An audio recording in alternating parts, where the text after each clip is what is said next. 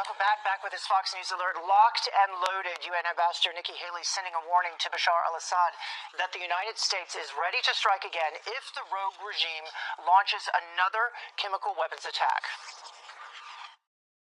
If Assad doesn't get it, it's going to hurt. It is now up to Bashar al-Assad on whether he's going to use chemical weapons again. And should he use it again, the president has made it very clear that the United States is locked and loaded and ready to go. If we leave, when we leave, it will be because we know that everything is moving forward. So will Assad and his allies in Russia and Iran get the message? Our Foreign Affairs panel is here to weigh in. Former Deputy Commanding General of U.S. Forces in Afghanistan, Anthony Tata, and National Security and Foreign Affairs expert Walid Phares. Thank you both for joining us. Really appreciate it. Thank you. So I will begin with you, General Tata. What do you think in terms of what we just heard Nikki Haley say there? We also had the UK come into this. We had also France assist us in this. How important was that? Well, I think it's hugely important, Heather. The diplomatic arm, that's Nikki Haley, the U.S. Ambassador to the United Nations, and she's working the diplomacy for us. She brought in the UK, she brought in France, and so as we jointly attacked Syria to hold on to the red line, as she said, the red line means something to this president. We need to do this because our national security strategy calls for us to have a rules-based international order based on the rule of law, and to not allow for the proliferation of weapons of mass destruction. So those two things Nikki Haley has said are important to us, and we're going to continue to stay in Syria. And interestingly, we've got now we're kludging two missions there. We've got our troops on the ground, and she said we're not leaving until the chemical weapons are gone, until Iran is checked, and that's a big deal. Yeah, and I actually wanted to jump off of that and Walid ask you, because the U.S. position developed very quickly here, because a couple weeks ago we heard that we were pulling troops out. That's right. A few weeks ago, the president was mentioning the possibility that he will move those troops out very quickly. Then there was a change that he accepted that the troops will stay for a while until we achieve the goals against ISIS and other goals as well.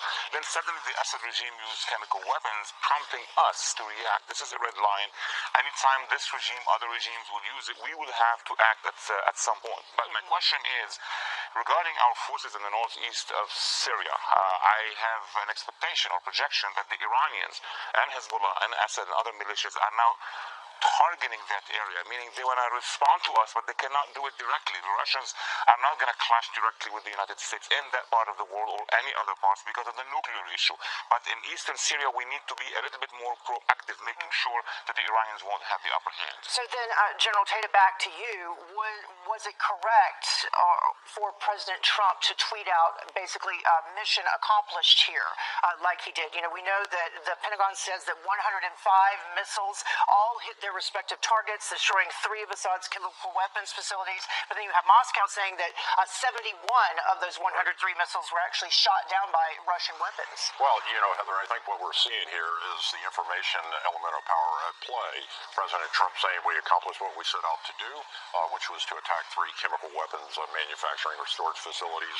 And you've got President Putin saying, not so fast, we shot down 71 of those where we are powerful. And this is part of the Russian response that we can expect to see, is that they're going to cozy up tighter with Syria if that's possible. They're going to pull in North Korea, they're going to pull in Iran, and they're going to begin to gel in an information way and in a technical sharing way. If they did indeed shoot down some of these missiles, you know that Iran and North Korea are interested. Yeah, and so, Walid, your response to that in terms of Putin and his response?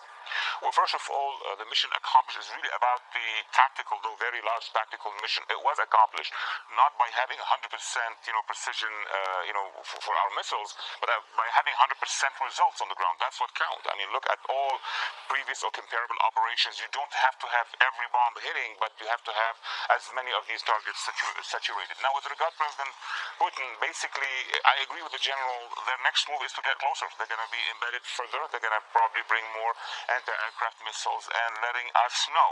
But where they will be successful on the ground, so they think, is going to be where we are in smaller numbers, isolated, and that, I will reiterate, eastern Syria is their next goal. Yeah, and then finally, General Tata, your final words on it, and specifically talk about our troops and how long we will leave them there.